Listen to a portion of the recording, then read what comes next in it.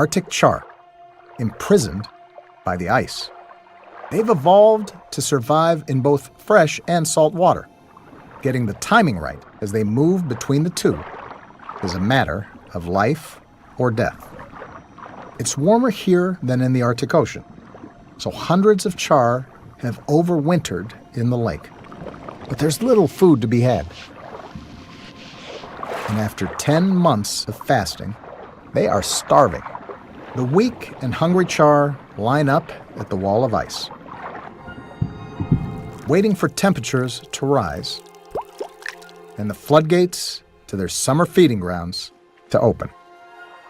They prepare themselves for a return to saltwater.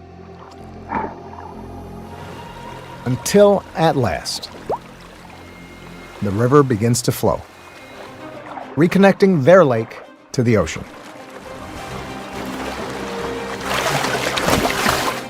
The char reach the sea. But in their weakened state, the cold slows them down. So for a few days, they're vulnerable. Gulls sound the dinner bell. The sushi belt is on the move.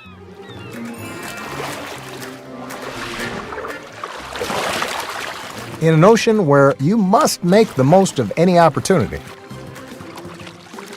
it's a chance to feast.